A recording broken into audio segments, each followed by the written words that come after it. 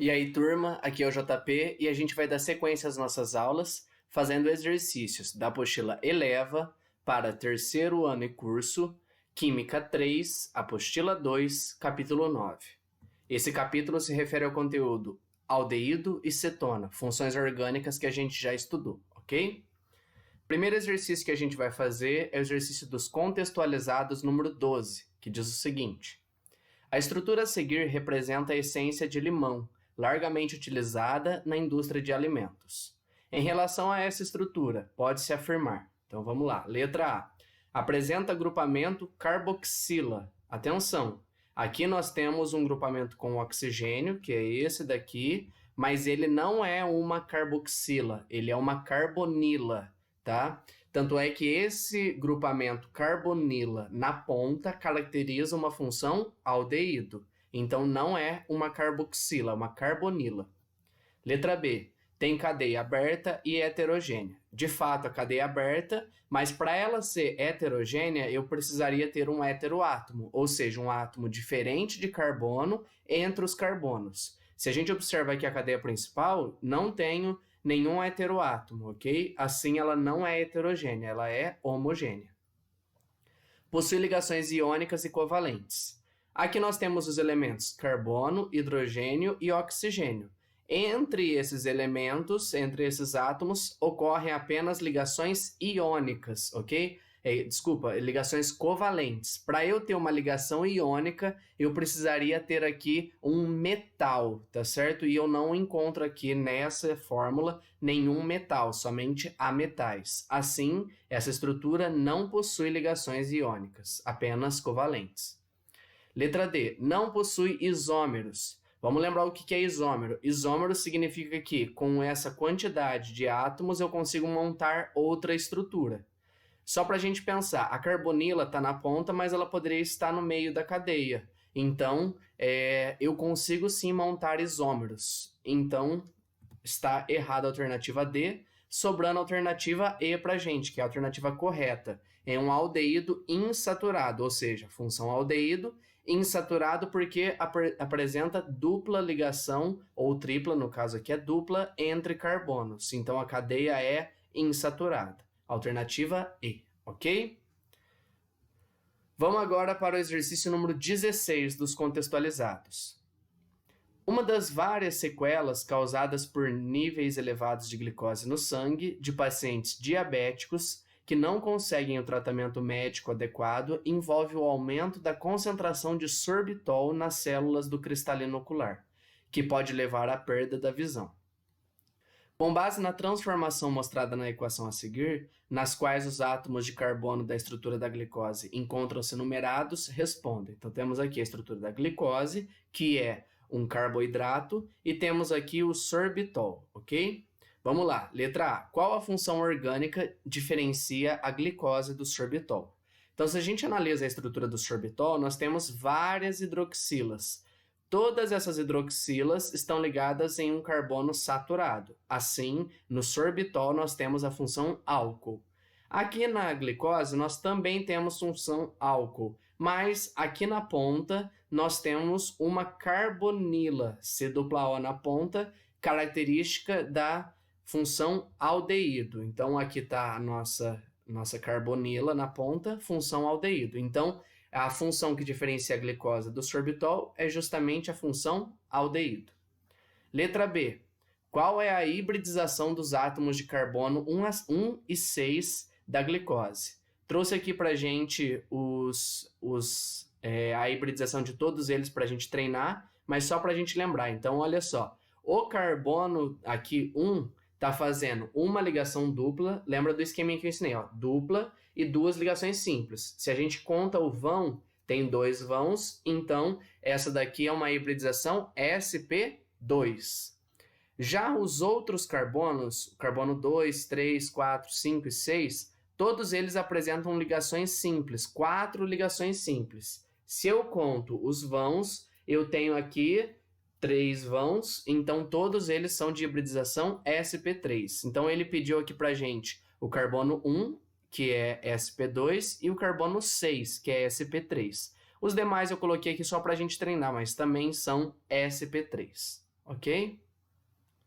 Vamos lá agora para o exercício de aprofundamento número 24.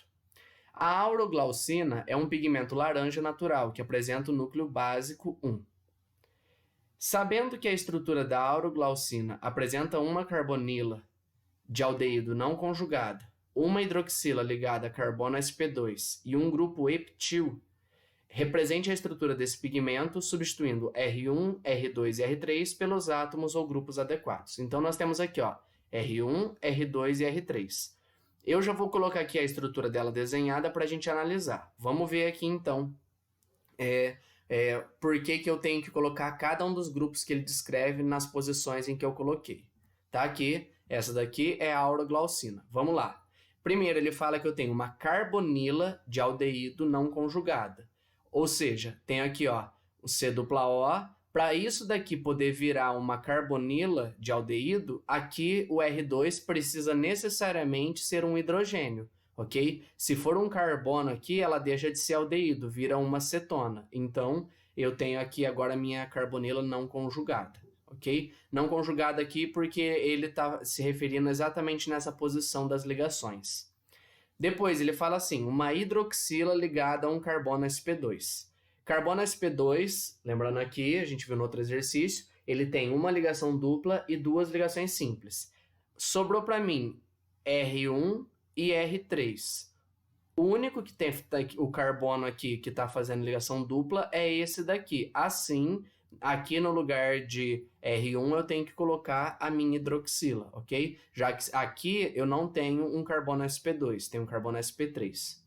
E por fim, ele fala que eu tenho um grupo epitil. Ept se refere a 7 carbonos. Como ele não deu nenhum outro aqui prefixo, epitil entende-se que eu tenho N-epitil, ou seja, 7 carbonos que estão em sequência, cadeia normal. Assim, eu tenho aqui o meu N-epitil. Perceba, 1, 2, 3, 4, 5, 6, 7 carbonos. Esse é um radical epitil, ok? Então aqui, ó, carbonila de aldeído, hidroxila em carbono sp2 e grupo epitil. Justamente essas são as posições, tem ali a auroglausina, ok? Continuando agora, exercício número 23 da Unicamp. Fala o seguinte: feromônios são substâncias químicas usadas na comunicação entre indivíduos de uma mesma espécie.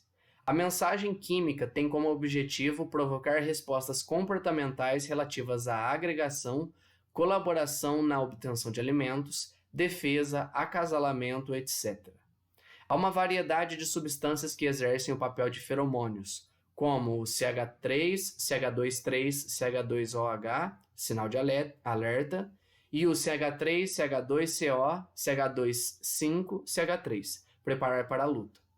Uma mariposa chamada bombix segrega um feromônio sexual capaz de atrair os machos da espécie numa distância de até 800 metros. Tal substância apresenta na molécula a função epóxi. Um fragmento de uma molécula desse feromônio, contendo apenas o principal grupo funcional, pode ser representado simplificadamente como CHO-CH. Copie as duas fórmulas das substâncias citadas. Em cada uma delas, marque e dê o nome da função, nome de uma função química presente. Ele citou aqui duas substâncias químicas completas. Eu tenho aqui essa primeira, que é o sinal de alerta. Se a gente redesenha aqui essa estrutura, perceba que esse OH está ligado num carbono saturado. Assim, essa primeira estrutura aqui é da função álcool, OH, ligado num carbono saturado, tá? Que ele pede para a gente marcar o grupo funcional. Seguindo, ele fala que a próxima substância é a de preparar para a luta. Então, tenho aqui essa substância. Cuidado, esse CO aqui, se você tem dificuldade de enxergar, desenhe aberto essas ligações, tá? Abra todas as ligações da molécula para você enxergar. Esse CO, na verdade, aqui é um C-O no meio da cadeia. C-O no meio da cadeia, eu tenho uma função cetona, ok? Então, tá aqui a carbonila no meio da cadeia, indicando a função cetona, certo? Continuando, ele agora fala para a gente na letra B. Escreva o nome químico da substância referente ao sinal de alerta. Sinal de alerta está aqui, é essa substância aqui, ó, que tem a função álcool. Vamos contar quantos carbonos eu tenho. 1, depois eu tenho mais 3 carbonos, aqui o 3, e depois mais 1. Então, são 1, 4, 5 carbonos. Na ponta, eu tenho um OH, ok? Então, eu começo a contar dessa ponta.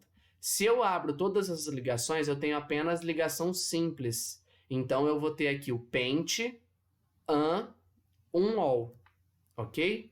Sinal de alerta, pentan, 1-ol. Já que eu tenho 5 carbonos, entre os carbonos, ligação simples, e no primeiro carbono, começando a contar daqui, eu tenho um OH, pentan, 1-ol. E por fim, desenhe a fórmula estrutural do fragmento CHOCH. Cuidado aqui, essa é a parte mais difícil dessa questão. Como que você faria? Você tentaria desenhar de todas as formas possíveis, mas encontraria apenas uma solução para isso. Lembre que a gente tem que respeitar as ligações que cada um faz. Então, ó, ele mostra aqui que tem uma ligação aqui e outra aqui, tá? Além disso, eu tenho essas ligações no meio. Lembra que carbono ao todo faz 4 ligações, hidrogênio 1, oxigênio 2. Assim, se a gente imaginar que o hidrogênio tem que estar ligado nos carbonos e o oxigênio tem que estar ligado nos 2 carbonos também, e aí cada ponta aqui eu tô ligado num carbono. A gente chega nessa estrutura. Então, olha só. Aqui é o risco que ele deu no exercício, que é esse primeiro risco. Aqui é o outro risco, a outra ponta. Nesse meio aqui, que a gente tem, ó, esse carbono está fazendo 1, 2, 3 ligações com hidrogênio, 4 para cá com o resto da cadeia. Mesma coisa aqui, com esse outro carbono. Assim, eu estou respeitando todas as ligações. Isso daqui é o que ele chama de função epóxi, tá? Isso aqui é um éter cíclico, certo? Pessoal, fechamos aqui módulo 9. Qualquer dúvida, estou à disposição. Até a próxima. Tchau, tchau.